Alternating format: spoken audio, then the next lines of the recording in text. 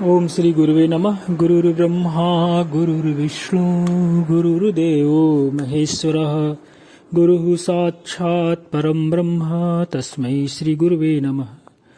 ओम शांति शांति शांति।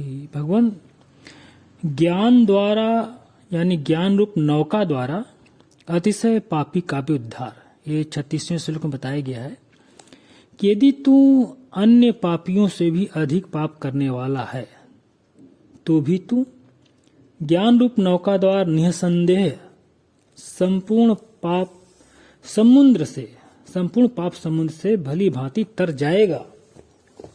भगवान यहाँ पर उड़िया बाबा जी महाराज कह रहे हैं कि यदि तुम संपूर्ण पापियों से भी अधिक पाप करने वाले हो तो भी ज्ञान रूप नौका से ही संपूर्ण पापों को पार कर लोगे। यहां अर्जुन में पापी होने की संभावना इसलिए कि क्योंकि उसकी धारणा थी कि युद्ध में भीष्म आदि द्रोणाचार्य को मारने से पाप लगेगा। भगवान यह ज्ञान का महत्व बतला रहे हैं कि ज्ञान रूपी नौका से मनुष्य संपूर्ण पापों से पार हो जाता है। ज्ञान अग्नि से कर्म इस प्रकार भस्म नहीं होते कि जैसे अग्नि से लकड़ी अथवा जैसे डंडे से घड़ा नष्ट हो जाता है, क्योंकि यहाँ तो लकड़ी की भस्म और घड़े के टुकड़े बच जाते हैं।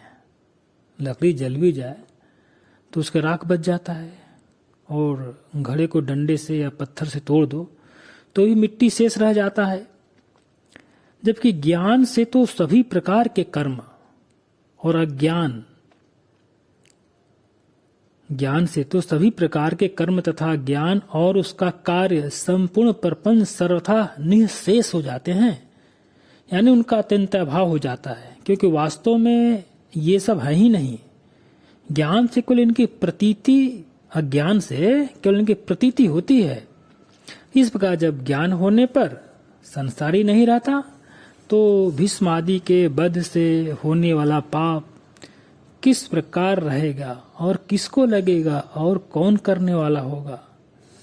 भगवान वास्तव में सबसे बड़ा पापी तो वही है जिसको संसार में आसक्ति है, जो अपने आप को देह मानता है।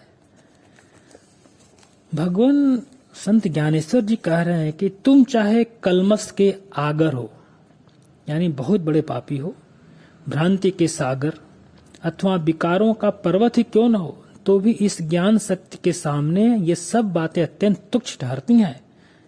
इस ज्ञान में ऐसी ही उत्तम निर्दोष सामर्थ्य है, इस संबंध में तो किसी प्रकार की शंका करना ही पागलपन के सिवाय कुछ नहीं है। इस संसार में इस ज्ञान के समान व्यापक, समर्थ और कोई दूसरी चीज है ही नहीं। और भगवान श्री स्वामी अखंडानंद जी महाराज कह रहे हैं, देखो,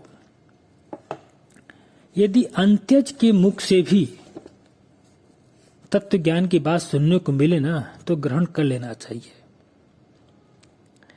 यहाँ प्रश्न ये उठता है भगवान कि भला अंत्यज को कैसे आत्मज्ञान प्राप्त हुआ होगा। इसका उत्तर यह कि पूर्व जन्म में उसको ब्रह्म ज्ञान हो गया था और इस जन्म में कुछ प्रतिबंध विशेष के कारण वो अंत्यज हुआ है। इसलिए ब्रह्म ज्ञान यदि उस अंत्यज शरीर से मिले तब भी उसे प्राप्त कर लेना ही उचित है। देखो, सच को सत्य समझो,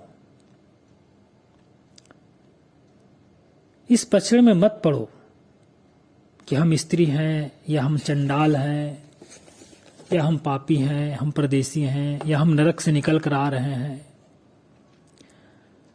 तुम्हें तो अंतःकरण की शुद्धि चाहिए।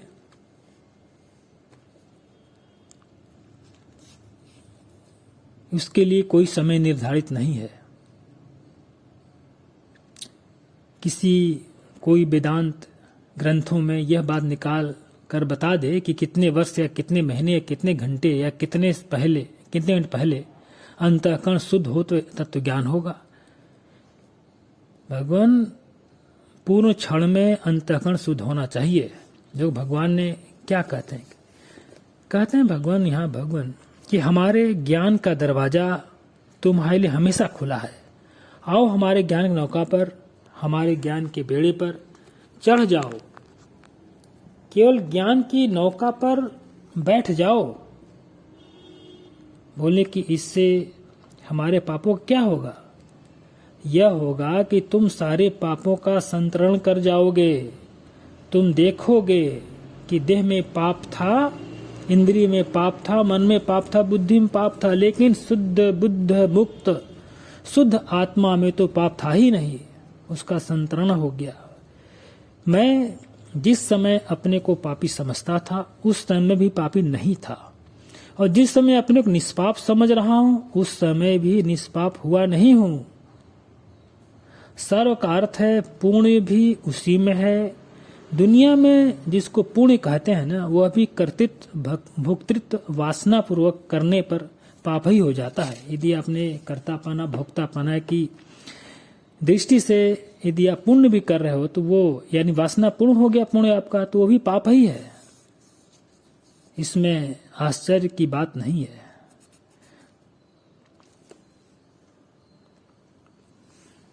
राम भगवान। ओम श्री गुरुवे नमः। ओम शांति ही शांति ही शांति।